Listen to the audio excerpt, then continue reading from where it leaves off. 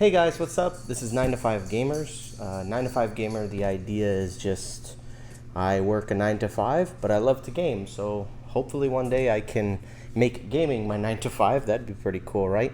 But in the meantime, I'm just your average gamer. As a matter of fact, I'm actually relatively new to the gaming space, and so I'm looking to maybe put this content out there to reach out to a community so you guys can improve my collection and make me a better board gamer and maybe recommend some things that I would have normally not even tried. So for my first video ever, as far as board game content goes, this is going to be my first video, and what I wanted to do is start off with my top 10 currently, but as you guys continue to recommend games to me, this is all going to change, and I'm super excited for that. So without further ado, let's get into my top 10. So number 10, these games are big, man. My number 10 is Lord of the Rings Journeys in Middle-earth. This game is incredible, man. It's an adventure style game, a little bit dungeon crawlery. It's got some pretty cool mechanics of like this card-based system where when you want to do checks, kind of like you do in, Dungeons and Dragons, things like that. When you want to do a check, you roll a dice. This one, you flip cards off the top of your little deck that you have. And as you flip cards, each card is going to have like an icon on it, a little marker that's going to tell you whether it was a hit or a miss. Or it'll have a little leaf icon, an inspiration icon, and then for those, you can spend your inspiration tokens that you gather while playing the game to turn those into hits. I just thought that mechanic was really cool. I like that deck. And then on top of that, as you go through the campaign, I think there's like 25 in the base game. There's about 25 missions. As you go through those missions, you get new cards to add to your deck to make your deck stronger. And so it's really cool. And one of the mechanics too that I love is that the cards that you're flipping over also have abilities on them, and you can equip them as attacking techniques. Like Gimli is one of my favorite characters, and Gimli can swing and do a lot of damage, but all of the cards that do that attack and have those really good abilities, all of those cards are hits. They have the hit icon on them, so it's kind of like I kind of want to use them as a hit, but then sometimes you want to equip them, and so you have to be like, if I equip it, then I have less hits in my deck. So it's a really fun balance. The only tedious part about it is just setting up all the levels. That can be kind of annoying, but Lord of the Rings Journeys in Middle-earth, this is one of my favorite dungeon crawlers, adventure games of all time. So that is my number 10. Now on to my number 9. This is a game that I play not a lot, but when I can, because man, it takes a good amount of time to get this game played. You're talking maybe 2 to 3 hours when you're playing this, but man, Terraforming Mars is such a good experience, man. Terraforming Mars is a tableau builder, so like you kind of have like this little engine that you build with cards and things like that as you begin to terraform the planet. And you have the planet Mars in front of you, and you have these little hexagon pieces that you lay out, and it's like kind of like a area control-ish kind of thing going on. But this game is really fun, and the only thing that I don't like about it is how long it takes. And there's some other games on here that take just as much time, if not more. But the thing is that I feel like I'm entertained through most of that time. The problem with this one is that it starts off really slow. And what I've heard that makes that better is the Prelude expansion. So I already like the game. So if I add the Prelude expansion, Prelude is going to give you kind of like a quick boost at the beginning of the game that's going to give you more icons and things that's going to help you get more resources faster. And so, yeah, so this is going to be, the Prelude expansion, as I've heard, isn't completely necessary. Like some people say, you don't have to have it, but I've heard from other people that it's like, if you don't have it, there's no point in playing.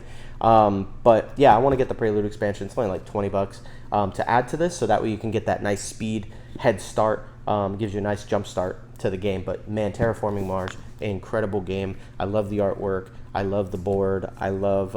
I just really love playing this game. And you have this little mat with production values. And so as you continue to produce, you bring up your production values. And then when you have those production phases, you're able to produce resources, which you use to buy produce different cards and different things. So it was a really cool, fun game. So highly recommend Terraforming Mars if you've never played it. But Terraforming Mars, that's my number 9. Number 8. This is the game that beat out Arnak, Dune Imperium. Oh my goodness. Man, this game is so good, man. I cannot begin to describe how much I love this game. So it's very much like Arnak. I recently heard people comparing Wingspan to Encyclopedia, and I know they were making comparisons, and I'm like, that doesn't make it, like, they're not even close to each other as being the same game. It's like one of them's a tableau builder and one of them's like dice placement. So like, it was weird that people made a comparison, but this one, definitely you can compare this one to Endless Winter and also to Lost Ruins of Arnak. Endless Winter I haven't played, so I don't know if that comparison stands, but that's what I've heard. But I watch a lot of YouTubers, so that makes sense, right? But Dune Imperium is such a good game, man, and you play as one of the characters from the Dune universe. All of the artwork is from the movies, and so, but yeah, man, it's a worker placement, deck building game. The thing I like about this more than Arnak is that this one, your deck building is more so the focus. Like, the worker placement is a priority and a focus as well, but you can't even get to certain spots on the map unless you buy the cards you need to use them to get to those places. In Lost Ruins of Arnak, I find that there's just not a lot of deck building, not enough deck building. I like the deck building in there, but it's just not as prevalent, which is why I like this one a lot more. But man, this game, there's combat, you fight each other, and then you have to bid these little troops, and as you put those troops into battle, somebody will pull out a card. I forgot what they're called, man, I forgot the name of those cards, but there's these cards, intrigue cards, and the intrigue cards, when somebody plays one, it might say gain +7 combat, and it's like, oh, well, I was going to win until they played that card, now I can't. But you still get the ability to come back with your own intrigue card, and it's like, oh, you're going to add 7, I'm going to add 4, and now we're even, and it's really cool, man, to see, and the combat is great. Everything in this game is amazing, and I heard the expansions are only making it better, which is Rise of Ix and Dune Immortality, which is the newest expansion, but I get enough out of the base game that I don't even really need the expansions until this starts to get stale. Then I'll probably go out and buy the expansions, but for right now, this is doing just fine.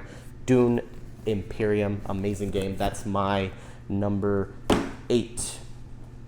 So now we're on to my number 7. This one's kind of a surprise to me, and it's perfect timing on this too, because the campaign is going on right now on Kickstarter. Marvel United. Marvel United, when I first saw the first Kickstarter, I looked at it and I said, nope, not for me. It's a kid's game, obviously. Look at these characters with these big old heads and these chibi artwork. This is definitely a kid's game. Not into that. I'm into more so other Marvel games, which we'll talk about in a little bit, most likely. Yeah, so I wasn't really too into it.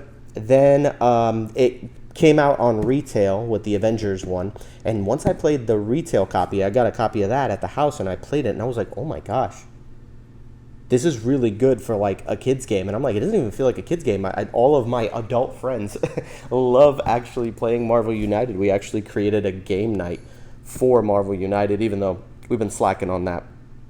But as soon as I played the retail version, I played through all of the bosses multiple times solo. I played with friends, and something inside of me was just like, yo, I wish I could have gotten that Kickstarter. I was searching on eBay. I was getting ready to drop a lot of money just to get the Kickstarter thing. And then the second Kickstarter started up with the X-Men expansions. And I was like, oh my gosh, I love X-Men, man. And my favorite character was Nightcrawler, which was like the last person that they introduced in the campaign, which annoyed me beyond belief. And I mean, I was spamming those comment sections like, yo, where's Nightcrawler? I'm not even gonna back this. I was very toxic. But anyways, this game, when I did the Kickstarter and everything came in, man, I have just had nonstop fun with this. It's such a simple game, and I have the game mat right here on the floor. You probably can't see it right here on the table. But yeah, in this game, you basically just play as a character, and you go around a map fighting a boss. And there's like 6 little city tiles, and you can move to tiles in a circle. And then the card play is really simple. You play, like, your turn is draw a card from your little deck of 12 cards, play a card, and then do your actions. And then each card has 1 or 2 actions on it. Some have none, but they have like abilities. But you play a card, you do your 1 or 2 actions, and then the next player goes. They play a card into the timeline, and then they get the past 2 actions plus their 1 or 2 actions, and so they can do up to like 3, 4 actions on their turn, and then it just keeps going, and then the villain gets a turn to go around, and the villain is automated by a little deck of cards that just kind of tells you what they do. Man, this game is so much fun. I see a lot of people that kind of hate on the game, which I just think that, you know, like, I don't know if it's because it's too simple or what, but and I've never had any issues with this game. And even when I've introduced it to people, almost everybody I've introduced it to loves it. Unless you're not a fan of the Marvel IP, then you might not like the game. But the game is so simple. It's so easy to play. You can play it with family. If you have a family, with your kids, it's so simple to play. It's so easy. And then yet, it can be very, very challenging. Some of the villains in this game are extremely hard to beat. But that is my number 7. No. Yeah, that's my number 7, Marvel United, which, trust me, I'm surprised that even made it up that high. My number 6. This game, I have the small version because the big version, I'm not going to bother bringing that down. But Gloomhaven, just Gloomhaven in general, but Jaws of the Lion I think was really cool. Gloomhaven is one of the best experiences I've had with board game nights with my friends ever, man. Like, we created a whole night just dedicated to Gloomhaven to get through this. We didn't even finish it. We need to finish the campaign. But, man, Gloomhaven is such a good game, and there's so much to it. One thing that I got upset about is there was an app that there was a Gloomhaven helper app that was created, and I believe that the app got taken off the App Store, and I accidentally deleted the app off my iPad. Man, that was such a mistake. It made me not even want to play the game anymore. So I will tell you, whoever makes Gloomhaven, guys, create an app to run your game, like, because honestly, that's one of the hardest things about this game is the upkeep, keeping track of every single villain and their health and the way that I just don't like the system that they use when there could be a computer that just does it all for you. Like, if this was app based, this game would be leaps and bounds. And I know that there's a lot of people that are like, no apps, we don't like, this is not a video game. And I get that, like, I get that sentiment. Oh, by the way, Lord of the Rings is app driven, so if you do not like app driven games, don't buy Lord of the Rings. But if you do, and you don't really care too much, this game is really, really incredible. It would be great if it had an app, but it doesn't actually need one. You can run it by yourself. I'm just lazy, man, and I don't feel like running all that stuff. But this game is so much fun, and it's just a dungeon crawling game. So it's like an RPG. You play as a character. You build that character's stats up. It's a card-based system, which I really love because the card has two things that they can do, one on the top, one on the bottom. So you pick 2 cards for what you want to do for your turn, and those 2 cards are going to have a top action and bottom action. So with one card, you pick the top action, and then on your other card, you would get the bottom action. You can only pick 1 bottom, 1 top action, so you have to pick wisely. Some of the cards, after you use them, you have to discard them, and then you can get them back into your deck, shuffle up, and then keep playing. But some of them, you have to burn them, so they end up getting taken completely out of your deck, so you end up getting stuck. So you have to play your cards wisely, and it's just like a fight brawler type. You fight little minions and then fight a boss. It's such a fun game. And the cool thing about Jaws of the Lion that I loved was that it introduced that system where you can actually you have a book, and the book has all the maps in it. And so when you go to the next mission, you just turn a page in the book, and you just play on the book itself, on the little map book. Another game that did that, I don't think you can see it, but Artisans of Splendid Vale. I haven't really gotten into that game yet, but I played like the first mission, and they did the same thing where it's like the map is in the book, and so it's pretty cool, man. It's a fun little game. So Gloomhaven, Jaws of the Lion, or just Gloomhaven in general, amazing purchase. That is my number 6. Next, my number 5. This is a game that I have everything for, and I can say that if I'm keeping track of what my most expensive game currently in my collection, this is the one, because I have not stopped buying the content. Everything that comes out for this game I own. So obviously the game is Marvel Champions, but it's an LCG, it's a living card game, so they come out with new packs, new heroes, and basically the way the game works is that there's you take a villain deck, and you take all the pieces that you need, you put them together, and then the villain is run by a deck of cards, and you just flip a card over, and it tells you what the villain's going to do on their turn. And the villain is going to do two things. They're going to either attack you and try to kill you, knock you out, take out your HP, or the villain is going to try to come up with some devious plan. So like Rhino, for example, is going to attack you, but he's also trying to break into a bank or break into I think a place that has a whole bunch of weapons, like a weapons manufacturing facility or something like that. And if he continues to scheme, the scheme will go off and then you can lose that way. Or if he kills you and knocks out your HP, you die that way. But all you have to do is to beat the villain is to knock out all of his HP. But it scales really well when it comes to like the health and stuff. But one of the things that's tough is that this game is best played with 1 or 2 people. Playing it solo, you can play it as basically you play as one of the heroes and you construct a deck. It's not a deck builder like Legendary, but this one's a deck construction. So you take your hero, you choose what kind of aspect they want to fight in. If they want to be justice, where they work against schemes, or maybe an attacker, so they whittle off health, or maybe you want them to be a protection deck where they are in charge of defending people and taking a lot of the hits, or they could be leadership where they focus on mostly getting in allies and buffing those allies.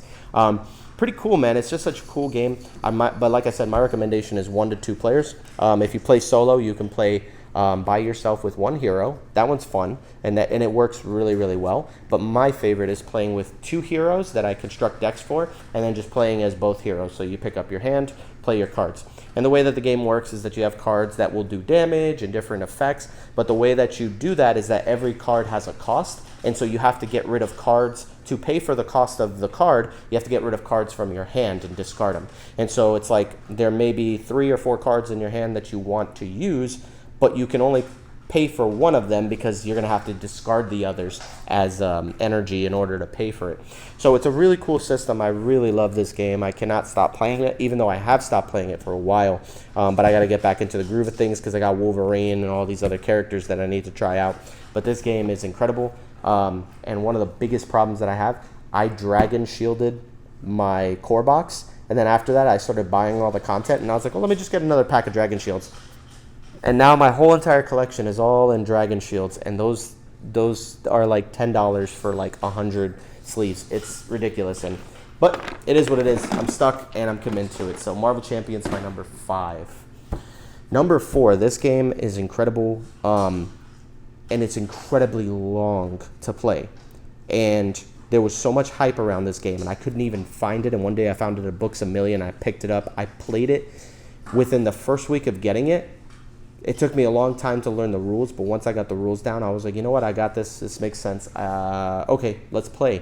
And man, I loved playing it. Even though I played solo the first time, I played it at 2-3 players again with some friends. And this game, it takes a long time, but this is honestly my number 4 game of all time. And I have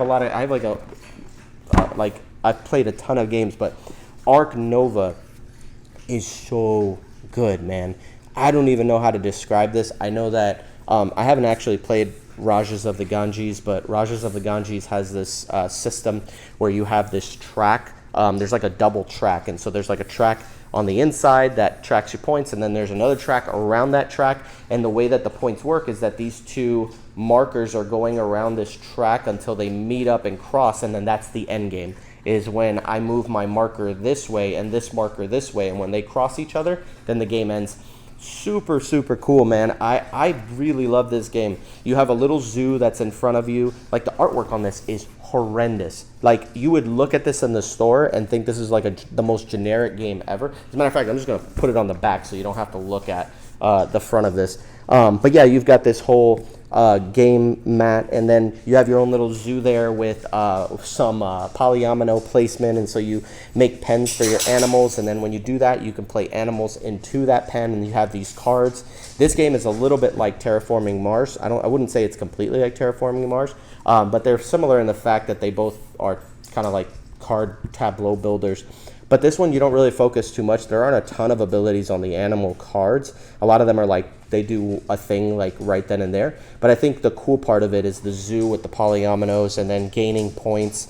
You have to gain reputation points, and then you have to gain, I don't even remember because it's been a little bit since I last played it, but there's like this other track where you can gain like knowledge and education, and as you do that, and there's conservation. So it's like, not only am I taking animals into my zoo, but I'm releasing them back into the wild, and I have a lot of conservation efforts and things that I'm doing to take care of the planet and to rehabilitate animals. And man, they're so cool how you have to balance all of these different things, and you're gaining cards and playing cards and gaining new abilities as you begin to get little icons. The icons, the more of that icon you have, the more points you'll get at the end of the game. And there's just so many little things that you can do in this game that I like. There's a lot of mechanics. It takes a long time to learn, and it takes a long time to play. But honestly, when people were hyping this game up, the hype was real. This game is good. And if you ever watch videos from like Board Game Geek, like their channel, a lot of times they'll do, hey, what's the Brothers Mirth will sometimes do the how many times games have been played. Ark Nova is consistently being played. I remember when it was being played, there was it was like last month it was played, not this last month, but I remember one time they said there was like over 8,000 plays of this game, and I was like, golly, 8,000 plays in a month. And for how long it is, that's insane. I could see like 8,000 plays of like The Crew, because it's like The Crew is like takes 5-10 minutes to play a match. This thing takes like 3 hours to play, but still it's being consistently played. Ark Nova is my number 4 game of all time. I love this game. I would never sell it, not getting rid of it anytime soon. Can't wait for the expansion. Aquarius is coming out. My number 3, this was a game that I saw on a channel. I believe it was, which channel was it? It had to be Tom Bassel, so it had to be Dice Tower. Of him just saying, man, I love this game. It is so good. It's by Uwe Rosenberg, and he loved this game. And I'm like, it looks like garbage. Like, it doesn't even look like a good game. And when I looked at it, I was like, how good could it possibly be? My number 3 is Le Havre. Oh my gosh. And I know that's not how you say it, because I had to look up the pronunciation for it one time. And so, but that, I'm just going to call it Le Havre, or The Harbor. But man, this game is incredible. Oh my goodness. There's like this big, you basically, the premise of the game is that you're working in a harbor, and you're getting constant shipments in, and you're also shipping things out, and all of your workers that you're using to work and take on all these shipments, you have to feed them. And so like you have to produce enough food by the end of the by the end of the round to feed all of your crew, and at the same time still make a profit off of all of the things that you're making. And you got this little boat that's moving down the harbor, and every time it moves, you get to take a resource. And man, it's just such a cool game, man. I cannot tell you how much I love this game.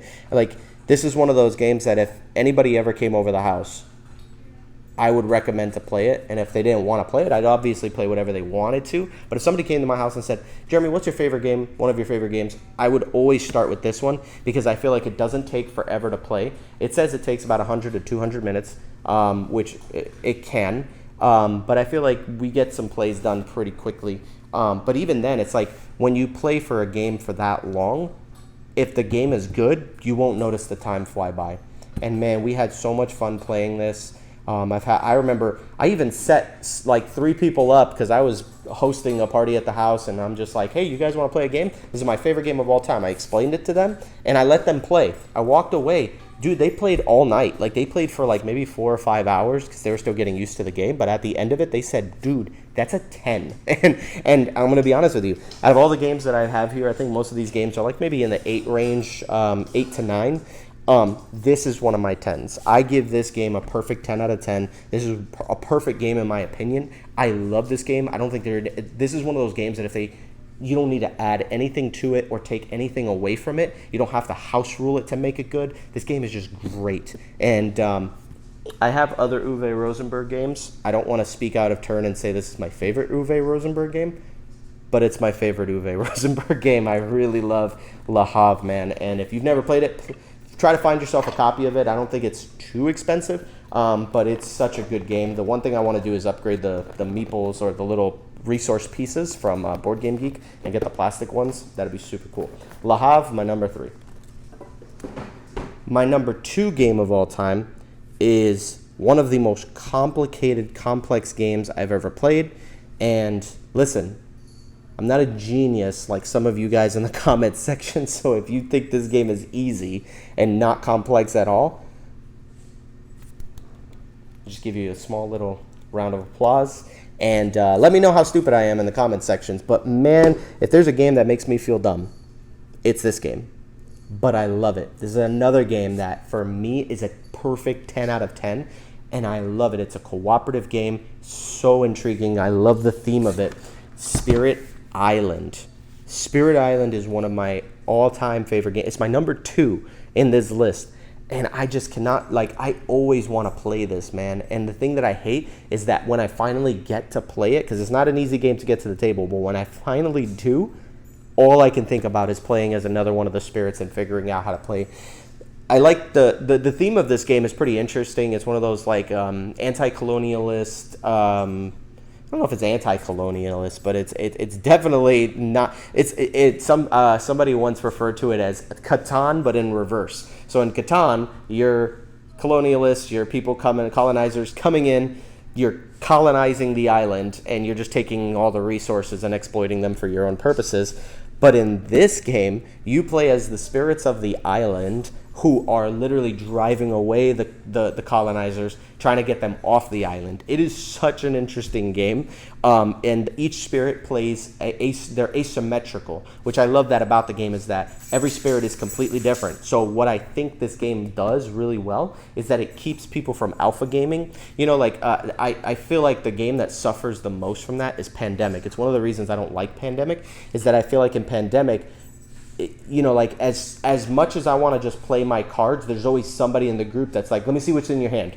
And, and just play that and do this, and then you do this, and then I'll do this. And I don't like when people do that, and I don't want to be that guy either. I'm not going to pretend that I've never done that before. I think maybe that's happened with Pandemic where I'm just like, let me see your cards, because you kind of get tired of I don't know what to do. But in this game, you can't do that. It's like, hey, I don't know what to do with your cards. I don't know what you have. You choose what you want to do, and if it works, it works. If it doesn't, then it doesn't. And you can help each other out. Your cards can affect one another, but basically each power and each spirit has a unique abilities, and you play cards out, and you pay the cost of them with the energy that you gather, and you spread your presence around the board. That's another cool thing about this game. You don't actually move around the board. You just plant your presence in different areas. It's such a unique and cool game. I have basically all the expansions for it. I did not back the Kickstarter or the backer kit for this. There was a backer kit was doing a new expansion.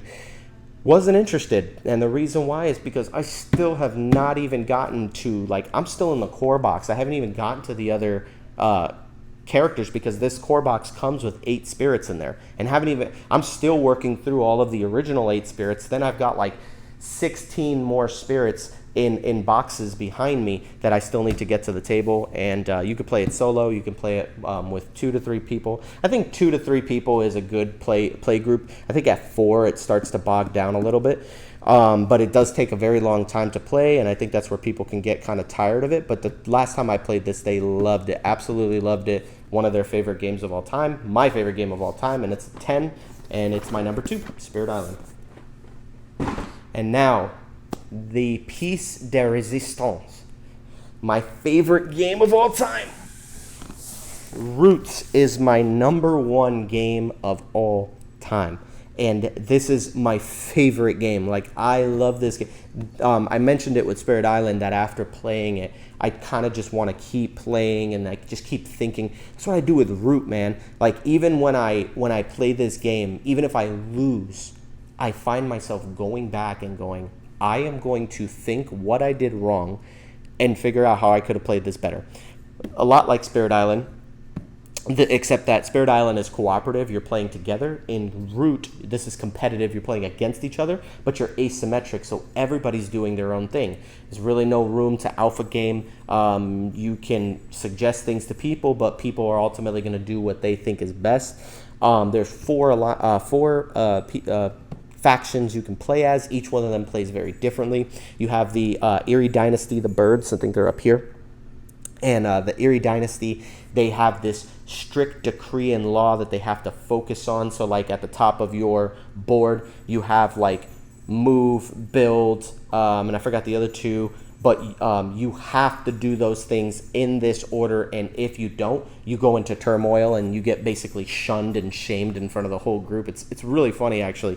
You got the Woodland Alliance, and they just spread their sympathy. Like the premise of the game is really fun too, because it's like the Marquis de Cat. They're this faction of cats that they've taken over the whole entire land of Root. And then the Eerie Dynasty used to rule it. The Eerie Dynasty used to rule the clearing, but then the cats took over, and now they're trying to come back and beat the cats. The Woodland Alliance are the innocent people who are just constantly being bombarded by their warfare, and so they're sick of it, so they fight back. And then you got the Vagabond, this little raccoon character who just slips into the trees and hides away, and he'll come out and steal your stuff, or sometimes he'll aid you and give you items and different things like that, or cards to boost you up in order to take stuff from you, and he can help fight against certain people. Like, he's such a cool character as well. Man, this game is incredible. It plays in 60 to 90 minutes.